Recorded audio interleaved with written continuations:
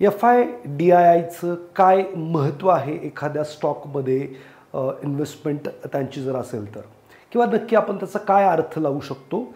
FII आणि DII खूप सारे लोक याच्याबद्दलचा प्रश्न विचारतात, तर आजच्या व्हिडिओमध्ये आपण ते जाणून घेणार आहे की FII म्हणजे नक्की काय, DII म्हणजे नक्की काय, आणि त्यांनी जर एखाद्या स्टॉकमध्ये इन्व्हेस्टमेंट केली असेल तर त्याचा अर्थ तुम्ही काय लावू शकता. तर हा व्हिडिओ शेवटपर्यंत पहा. जर या चॅनलवरती नवीन असाल तर नक्की सबस्क्राईब करा, बेल आयकॉनचं बटन हिट करा, जेणेकरून जेव्हा केव्हा मी नवीन व्हिडिओ अपलोड करेल तेव्हा तुम्हाला त्याचं नोटिफिकेशन मिळून जाईल. मित्रांनो, FII आणि DII. FII म्हणजे काय, फॉरेन इन्स्टिट्यूशनल इन्व्हेस्टर, आणि DII म्हणजे काय, डोमेस्टिक इन्स्टिट्यूशनल इन्व्हेस्टर. FIIचा अर्थ जर समजून घ्यायचा झाला तर साधं सोपं असं समजा की परदेशातले जे काही म्युच्युअल फंड आहेत किंवा त्यांच्यासारख्या सक्षम मोठ्या कंपन्या आहेत ज्या आपल्या देशात येऊन इन्व्हेस्टमेंट करतात, त्याला म्हणायचं फॉरेन इन्स्टिट्यूशनल इन्व्हेस्टर. म्हणजे एक इन्स्टिट्यूट आहे आणि ते इन्व्हेस्टमेंट करते, तिकडे त्यांचं रिस्क ॲनालिसिस टीम आहे, सेक्टरल ॲनालिसिस टीम आहे, ते सगळं काही म्हणजे इकॉनॉमी कोणत्या देशाची ग्रोईंग आहे, कोणतं सेक्टर ग्रो करेल, कोणती कंपनी ग्रो करेल, या सगळ्या गोष्टींचा अभ्यास करून इन्व्हेस्टमेंट करणारी ही जी मंडळी आहेत. पण यांच्याकडे ऑप्शन्स कोणते कोणते आहेत, फक्त भारत एकच ऑप्शन नाही आहे, यांच्याकडे चायना ऑप्शन आहे, इंडोनेशिया ऑप्शन आहे, ब्राझील ऑप्शन आहे. एवढे सगळे ऑप्शन असताना सुद्धा ते कोणत्या देशात जाऊन पैसे लावायचं ते अभ्यास करून ठरवतात, त्यांना म्हणायचं फॉरेन इन्स्टिट्यूशनल इन्व्हेस्टर. आणि दुसरं येतं DII म्हणजे डोमेस्टिक इन्स्टिट्यूशनल इन्व्हेस्टर. म्हणजे भारतातले जे काही म्युच्युअल फंड आहेत, इन्शुरन्स कंपनीज आहेत, जे तज्ज्ञ लोक हायर करतात आणि त्यांच्या माध्यमातून ते कोणतं सेक्टर, कोणती कंपनी काय करणार, कधी करणार याचा अभ्यास करून इन्व्हेस्टमेंट करतात, याला म्हणायचं डोमेस्टिक इन्स्टिट्यूशनल इन्व्हेस्टर. आता बघा, एखाद्या कंपनीमध्ये FIIची किंवा DIIची इन्व्हेस्टमेंट आहे याचा अर्थ असा मानला जातो की FII आणि DII हे इंटेलिजंट मनी आहे, जो पूर्ण अभ्यासाने इन्व्हेस्ट झालेला पैसा आहे.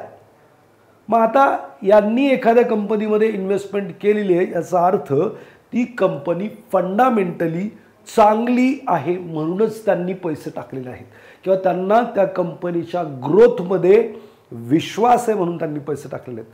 मे माईट बी DII जेव्हा आम्ही फंड मॅनेजरशी मार्केट आउटलुकसाठी भेटतो किंवा मार्केटबद्दलची माहिती घेण्यासाठी भेटतो, त्यावेळी बऱ्याच वेळेला फंड मॅनेजर सांगतात की we are visiting directly to company मॅनेजमेंटला भेटतो, आम्ही डायरेक्ट प्रोजेक्ट व्हिजिट करतो आणि त्याच्यानंतर पूर्ण अभ्यास केल्यानंतर आम्ही बऱ्याच वेळेला बऱ्याचशा कंपन्यांमध्ये इन्व्हेस्टमेंट करतो. म्युच्युअल फंडची इन्व्हेस्टमेंट एखाद्या कंपनीत होते याचा अर्थ जो इंटेलिजंट मनी, ज्यांनी पूर्ण रिसर्च केला तो पैसा तिथं आहे. आता तुम्ही बऱ्याचशा कंपन्यांमध्ये पाहत असाल की FIDIची इन्व्हेस्टमेंट आहे, पण तो स्टॉक आहे ना वाढत पण नाही आहे, कमी पण होत नाही, साईडवेज आहे. बऱ्याचशा कंपन्यांमध्ये तुम्हाला असं पाहायला मिळेल. पण तुम्ही म्हणाल की हा तर इंटेलिजंट पैसा आहे, यांनी इन्व्हेस्टमेंट केली तरी सुद्धा हा कसं काय वाढत नाही. तर साधं सोपा अर्थ, त्यांना तुमच्यासारखी गडबड नाही आहे. त्यांचा जो इन्व्हेस्टमेंट हॉरिझॉन आहे तो दूरचा आहे. त्यांना माहीत आहे हाय लिक्विडिटी आहे कंपनीमध्ये, पाहिजे तेव्हा पैसे टाकता येतील, काढता येतील. कंपनी भविष्यात ज्या पर्सेंटेजनी ग्रो करते त्यांनी मला 10-12% मिळाले पुष्कळ आहे, त्यांना त्याच्यापेक्षा जास्त एक्सपेक्टेशन नाही. बघा, DIIचा जर विचार केला किंवा FIIचा विचार केला की त्यांच्या देशात 2-5% इंटरेस्ट रेट्स आहेत, आणि मग त्यांना भारतामधनं करन्सीचं जरी आपण डिप्रिशिएशन हे जरी केलं तर त्यांना एक 7-8%, 10% जरी रिटर्न मिळाले ना, किंवा 12% रिटर्न मिळाले, इट्स मोर दॅन इनफ. त्यांच्या देशामध्ये तेवढे पण मिळत नाही आहेत. मग ही लोक एवढे पॅनिक नसतात आणि त्यांना ओव्हर अ पिरियड ऑफ टाईमचा व्ह्यू असतो, त्यांना रातोरात काही नसतं. आपल्याला कसं आहे की टाकले पैसे आपल्याला वाटतं की लगेच पैसे बनले पाहिजेत.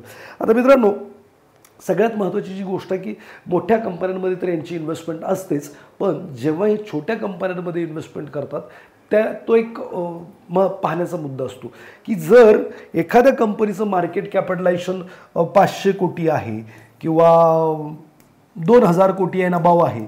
आता 2000 कोटींना अबाव कंपनीमध्ये जर FII आणि DIIची इन्व्हेस्टमेंट आहे तर ती कंपनी बेस्ट असू शकते.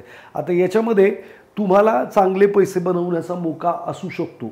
अर्थातच फंडामेंटली त्याचं सेल्स ग्रो होतो आहे, प्रॉफिट्समध्ये मोठ्या प्रमाणावर वाढ होते आहे, आणि प्रॉफिट्स ग्रोथ आणि प्राईस ग्रोथ हे हातात हात घालून चालले आहे.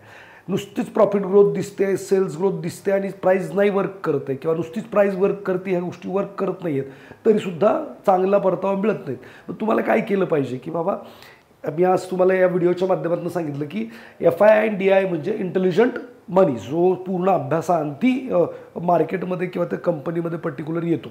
आता त्यांचे टार्गेट काय, त्यांचे वेगवेगळे टार्गेट आहेत. ते काही एकाच ठिकाणी इन्व्हेस्टर नाही, आपण 5-10 स्टॉकमध्ये इन्व्हेस्टमेंट करतात, ते 50-100 स्टॉकमध्ये इन्व्हेस्टमेंट करतात. आता 50-100 स्टॉकमधले 10-20 स्टॉकनी त्यांना नाही रिटर्न दिले तर विशेष फरक पडत नाही, त्यांना 10-12% जो काही ॲव्हरेज काढायचा तो निघून जातो.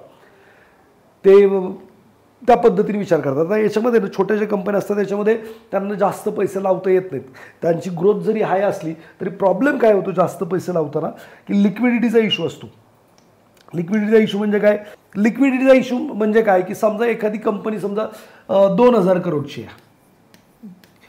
आता 2000 कोटीची कंपनी आहे, एखादं म्युच्युअल फंडची स्कीम आहे, म्युच्युअल फंड स्कीम, तिचा EM समजा 50,000 करोड आहे.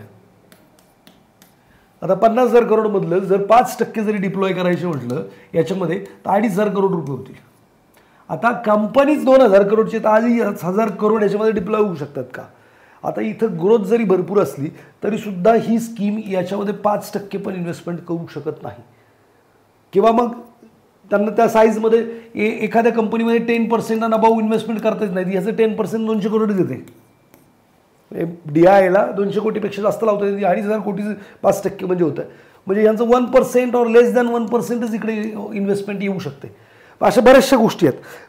मग अशा कंडिशनमध्ये या कंपन्या खराब पण करू शकतात, चांगलं पण करू शकतात.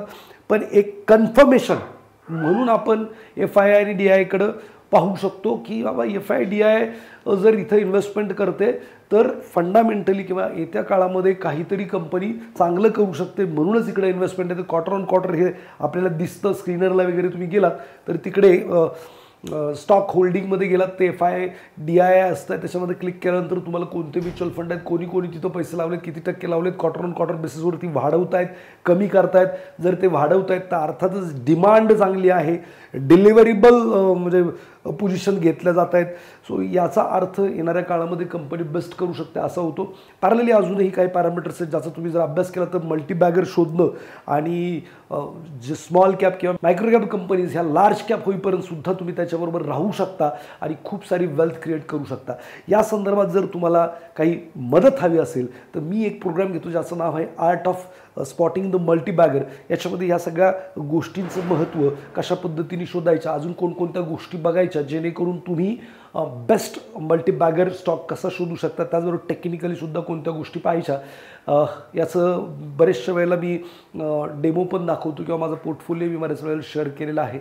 नक्की तुम्ही जर शेअर मार्केटमध्ये इन्व्हेस्टिंगच्या माध्यमातून, I am not talking about the intraday future option, इन्व्हेस्टिंगच्या माध्यमातून वेल्थ क्रिएट करू इच्छित असाल तर हा कोर्स तुमच्यासाठी वरदान ठरू शकेल. आणि मी तर असं म्हणेल की प्रत्येक घरातल्या महिलेनी, पुरुषांनी, मुलांनी इन्व्हेस्टिंगचं ज्ञान घेतलं पाहिजे. वॉरन बफे जगातले सगळ्यात श्रीमंत व्यक्ती आहेत. असं म्हटलं जातं की कोका कोला कंपनीचे CEO आहेत, त्यांचं वार्षिक पॅकेज 1 मिलियन आहे आणि वॉरन बफे यांच्या इन्व्हेस्टमेंटच्या माध्यमातून कोका कोला या कंपनीतनं त्यांची दिवसाची कमाई 1.5 मिलियन आहे.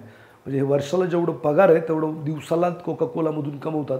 मी असं म्हणेल की एक जरी अशी कंपनी तुमच्या पोर्टफोलिओमध्ये 8-10 हजार रुपयाला जरी आली तर मे माईट बी जेवढं पॅकेज आपलं भविष्यात 10-20 वर्षांनी असणारं तेवढं पॅकेज आपल्याला ती कंपनी दर महिन्याला डिव्हिडंडच्या पोटी देऊ शकते. तर नक्की याचा विचार करा. भेटूयात आपण पुढच्या व्हिडिओमध्ये. खाली दिलेली लिंकवरती क्लिक करून तुम्ही किंवा नंबरवरती फोन करून अधिक माहिती आर्ट ऑफ स्पॉटिंग द मल्टीबॅगरबद्दल घेऊ शकता. भेटूयात पुढच्या व्हिडिओमध्ये. नवीन असाल तर सबस्क्राईब करा आणि लाईक बटन हिट करा. तुमच्या मित्रांना पण शेअर करा व्हिडिओ. Thank you very much.